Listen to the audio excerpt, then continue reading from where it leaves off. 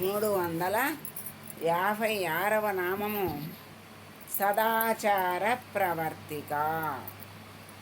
ఓం సదాచార ప్రవర్తికాయై నమః. శిష్టాచారము, వైదికాచారము, సదాచారములు అవుతాయి. ఇవి పురాణాల్లో అనేక రకాలుగా అనేక కథల రూపంలో మనకి తెలియజేస్తూ ఉన్నారు. ఈ 14 విద్యలు అందే ఇప్పుడు ఇందాక మనకి చెప్పారు చూసారా, 14 విద్యలు. విద్యలంటే 4 వేదాలు, ఇవి శిక్ష, వ్యాకరణం, వేదాంగాలు 6, తర్వాత న్యాయశాస్త్రము, మీమాంస, ధర్మశాస్త్రము, ఇవన్నీ కలిపి ఇవి పురాణాలలో వివరించబడినవి. ఈ 14 విద్యలందే సర్వధర్మాలు కూడా విపులంగా చెప్పబడినాయి, ఉన్నవి అందరికీ తెలియజేయబడుతున్నాయి. అట్టి సదాచారాన్ని ప్రవర్తింపజేసేటువంటి తల్లి. శిష్టాచారము, వైదికాచారము అంటే వేదాల్లో ఉన్నటువంటి ఆచారాన్ని, ధర్మాల్ని ఆచరించటమే సదాచారము.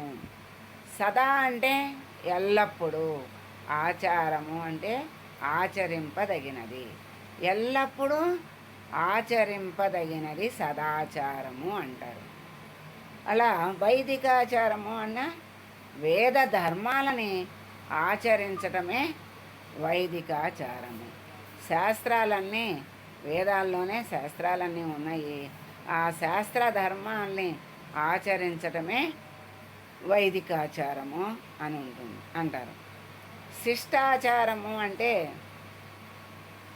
మనకి మహానుభావులు, ఎంతోమంది మహర్షులు మనకి వాళ్ళ అనుభవం మీద, మనకి వాళ్ళ దృష్టి మీద, దివ్య దృష్టి మీద తెలుసుకున్నటువంటి ధర్మాలు ఎన్నో మనకి చెప్తున్నారు. మనకి అవి అందించటమే వాళ్ళు చేసినటువంటి మంచి పని, మనము అందుకోవడం మన అదృష్టం. అలా ఆ ఆచారాన్ని, ఆ ధర్మాల్ని, మన మహర్షులు చెప్పినటువంటి ధర్మాల్ని, శాస్త్రాలు చెప్పినటువంటి ధర్మాల్ని, వేదాలు చెప్పినటువంటి ధర్మాల్ని ఆచరించటమే సదాచారము. అటువంటి సదాచారాన్ని అందరిలోనూ చక్కగా వ్యాపింపజేసి ఆచరింపచేయగలిగేటువంటి తల్లి. అలా శాస్త్రవిహిత కర్మలు, ధర్మం అంటే శాస్త్రము, విహితము అంటే, హితము అంటే మంచిది, విహితం అంటే విశేషమైనటువంటి శాస్త్ర విహిత కర్మలు ధర్మము అని మనకి మనకి హితాన్ని, పరమహితాన్ని కలుగజేసేటువంటి ధర్మాల్ని ఆచరించమని శాస్త్రాలు మనకి చెప్తున్నాయి. ఇప్పుడు అన్నీ చెప్తున్నాయి. మరి మనలో ఇక్కడ లేవగానే మొహం కడుక్కోమని, దంతధావనం చెయ్యమని కూడా ఈ రోజుల్లో చెప్పాల్సి వస్తుంది. స్నానం చెయ్యండి అని చెప్పాల్సి వస్తుంది. చక్కగా పూజ చేసుకోండి అని చెప్పాల్సి వస్తుంది. ఇదివరకు ఇవన్నీ చెప్పాల్సిన అవసరం ఉండేది కాదు. అన్నీ చక్కగా ఆచరించేవాళ్ళు. పెద్దవాళ్ళు ఇది మంచి అని చెప్తే చక్కగా ఆచరించేవాళ్ళు. పిల్లలు అప్పటి నుంచి ఇలా లేవాలమ్మా, ఇట్లా నమస్కారం చేసుకోమ్మా, అలా చెయ్యమ్మా, దండం పెట్టుకోమ్మా అని చిన్నప్పటి నుంచి చెప్తూ ఉంటే పసిపిల్లలు కూడా చెప్తే చక్కగా చేస్తారు. అలా చేసేవాళ్ళు ఇదివరకు. ఇవాళ ప్రతిదానికి శాస్త్రంలో ఉందా, ధర్మంలో ఉందా, అది ఎలా ఉంది, ఎట్లా ఉంది, ఎక్కడుంది అనేటువంటి ఒక పని మంచి పని చెయ్యమంటే 100 ప్రశ్నలు ఉదయిస్తున్నాయి. మరి సదాచారం అంటే మహానుభావులు, మహర్షులు ఎన్నో రకాలుగా సాధన చేసి, తపస్సు చేసి, ఎన్నో రకాలుగా తెలుసుకొని మనకి ఎన్నో అందించారు. ఆ అందించిన వాటిని అందుకోలేని దౌర్భాగ్యం ఈరోజు మనకి ఏర్పడింది. ఎందుకంటే అందుకుని ఆచరిస్తే మహద్భాగ్యం. అందుకోవటమే, వాళ్ళు అందించటమే భాగ్యము. అందుకోవటం మహాభాగ్యం అయితే ఈరోజు ఆ భాగ్యాన్ని వదులుకొని దౌర్భాగ్యాన్ని పట్టించుకుంటున్నారు. మరి ఎప్పుడో చెప్పారు 3 రోజులు దాన్ని అంటూ ఆచారము అని మనం పాటించాలని ఎప్పటి నుంచో తెలుసు. కానీ ఇప్పుడు వాళ్ళకి అది కూడా తెలియటం లేదు. ఎందుకంటే వాళ్ళకి ముందు వాళ్ళే ఆచరించకపోతే ఇప్పుడు వాళ్ళకి ఏం తెలుస్తుంది? అది అంటే ఏంటో, అంటంటే ఏంటో, ముట్ట అంటే ఏంటో, మైలంటే ఏంటో, మడి అంటే ఏంటో కూడా ఏమీ తెలియట్లేదు. అటువంటి పరిస్థితి ఇప్పుడు ఈ కలియుగ ప్రభావం అనండి, ఏమన్నా అనండి అని ఇవాళ మనకి అటువంటి దౌర్భాగ్య స్థితి వచ్చింది. ఇప్పుడు పరమాత్మ కొంచెం తెలియజేయడానికే ఏమో భగవంతుణ్ణి తలపింప చెయ్యాలి, తలవటానికి కూడా క్షణం కూడా ఖాళీ లేదు, తీరుబడి లేదు అనేటువంటి మనుషులకి కావలసినంత సమయాన్ని నేను ఇస్తాను, మీరు ఎంత తలుస్తారో చూస్తాను అన్నాడో ఏమో. ఇప్పుడు ప్రతి వాళ్ళకి ఎంతో సమయాన్ని ఇచ్చాడు భగవంతుడు. ఈ సమయాన్ని సద్వినియోగం చేసుకున్నవాడు అదృష్టవంతుడు, భాగ్యవంతుడు. ఆ భగవంతుని మరి ఈ ఆపదని చెప్పి ఆపద నుంచి తప్పించుకోవాలనే ఉద్దేశంతో అది ఇది అని అన్ని కోటి, అది కోటి, ఇది కోటి, ఇది కోటి అని మొదలెట్టి మరి అనేక మరి చదవమంటే అలా దానికోసమనైనా చాలామంది ఆ భగవంతుని తలుస్తున్నారు. ఆ కోటి నామంలో పాల్గొవాలని, పుణ్యం రావాలని, ఈ బాధ నుండి మనం తప్పించుకోవాలని, ఈ ఇది ప్రకృతి విలయతాండవం చేసినట్లుగా ఉంది పరిస్థితి. ప్రకృతి ఎప్పుడూ కూడా చక్కగా సమానంగా విశ్రాంతిగా ఉంటే, ప్రశాంతంగా ఉంటే మనందరము బాగుంటాము. ఆ ప్రకృతి ఏ రకంగా విలయతాండవం చేసినా మనం తట్టుకునే శక్తి లేదు. అందుకని అటువంటి స్థితి రావడానికి కూడా మనమే మన యొక్క ఆచారము, మన యొక్క ప్రవర్తన, మన యొక్క భక్తి ప్రపత్తులే మరి ఉండటము లేకపోవటము అనేదే కారణము. సాధారణమైనటువంటి ధర్మాలు కూడా తెలియని స్థితిలో ఇప్పుడు మన దేశము ఉంటుంది. మన సంస్కృతిని, ధర్మాల్ని విదేశాల వాళ్ళు చక్కగా ఆచరించి వాళ్ళు అదృష్టవంతులయ్యి వాళ్ళు భాగ్యాన్ని పొంది మహద్భాగ్యాన్ని పొందుతున్నారు. విదేశాల నుంచి వచ్చినటువంటి పనికి రాని ఆచారాలని అనండి, లేకపోతే అలవాట్లు అనండి, ఏయన్నా కానీ అవన్నీ వీళ్ళు తీసుకుని భ్రష్టత్వాన్ని పొందుతున్నారు. ఇప్పుడు మన సంస్కృతిని అడుగంటిస్తున్నారు. మన సంస్కృతిని వేరే వాళ్ళు తీసుకుంటున్నారు. వేరే వాళ్ళ ఆ దుష్టాచారాల్ని మన వాళ్ళు తీసుకుని భ్రష్టులైపోతున్నారు. ఇవన్నీ తలుచుకుంటే బాధేస్తుంది. మరి అంతకుముందు పద్ధతులు, ఈ పద్ధతులు తెలిసిన వాళ్ళకే ఎక్కువ బాధ. అసలు తెలియని వాళ్ళకి ఇదే తెలుసు అనుకోండి, వాడికే బాధ ఉండదు. అదే తెలిసి దాంట్లోనే ఉంటే వాడికి బాధ ఉండదు.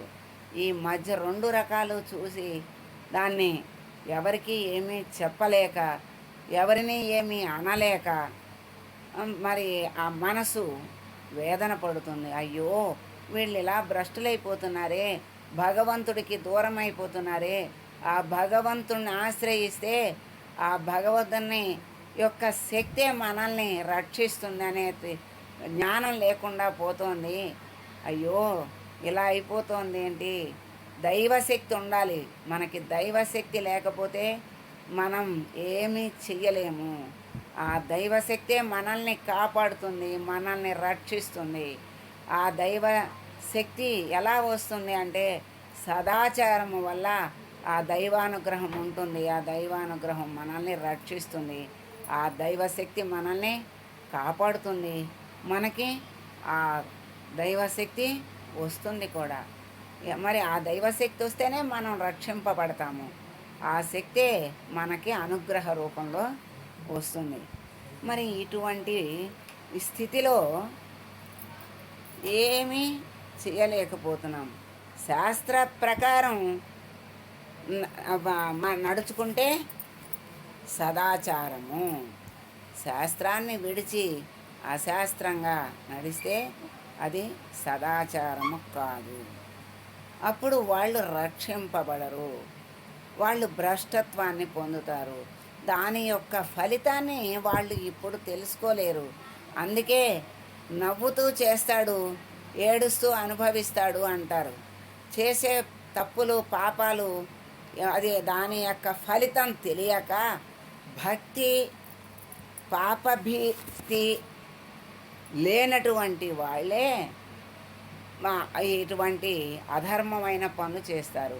పాపభీతి అంటే అమ్మో ఇది పాపం, ఈ పాపం చేస్తే మనకి పాపం వస్తుంది, పాపపు పని చేస్తే పాపం వస్తుంది, పాపం వస్తే మనం కష్టపడతాము అనేటువంటి జ్ఞానం ఉంటే ఆ పాపపు పనికి ఎవరు కూడా జోలికి వెళ్ళరు. ఆ పాప భీతి లేకుండా ఉన్నటువంటి వాడే ఆ పాపపు పనులు ఆనందంగా చేస్తాడు. అది అనుభవించేటప్పుడు బాధపడతాడు.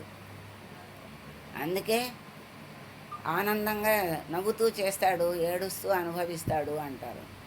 అలా మరి పాపభీతి ఉంటే మంచి పనులే చేస్తాడు, చెడు పనులు చెయ్యడు. భక్తి ఉంటే ఆ భగవంతుని దృష్టిలో పెట్టుకుంటే, భగవంతుని దృష్టిలో మనం ఉంటే తప్పు పనులు చెయ్యము. ఈ రెండు లేనటువంటి దౌర్భాగ్య స్థితిలో ఉన్నటువంటి వాళ్ళే పాషండ ధర్మాన్ని అంటే అధర్మాన్ని పాటిస్తూ మళ్ళీ వాళ్ళు అధోగతికి వెళ్ళిపోతారు. వాళ్ళు వెళ్ళిపోతే పర్లేదు, అందరినీ కూడా అధోగతికి తీసుకెళ్ళిపోతారు. అందుకని అటువంటి పాషండుల్నే అమ్మ సంహరిస్తుంది అని చెప్తున్నారు. అలాగే పాషండత్వాన్ని సంహరిస్తుంది అని కూడా చెప్తున్నారు. అలాంటి పాషండత్వం పొరపాటును కూడా మనలో లేకుండా చెయ్యి తల్లి, మాలో లేకుండా చెయ్యి తల్లి. ఆ సదాచార ప్రవర్తిక అనే ఆ తల్లి మనల్ని ఆ పాషండ అంటే అధర్మాల్ని చెయ్యకుండా కాపాడాలి. ధర్మాచరణ చెయ్యగలిగేటువంటి శక్తిని బుద్ధిని ఇచ్చి మనల్ని రక్షించాలని కోరుకుంటూ అమ్మకి మంగళం పాడదాం.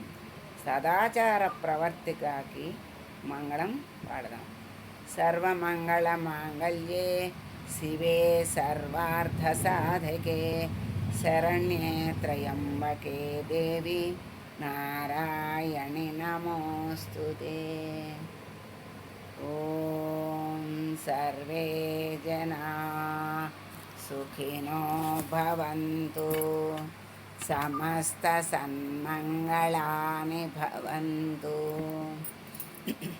అసతో మా సద్గమయ, తమసో మా జ్యోతిర్గమయ, మృత్యోర్మానమృతంగమయ. ఓం శాంతి శాంతి శాంతి. హరి ఓం తత్సత్. సర్వం శ్రీ పరబ్రహ్మార్పణమస్తు. అందరికీ నమస్కారం. నమస్కారం చంద్రమ్మ గారు.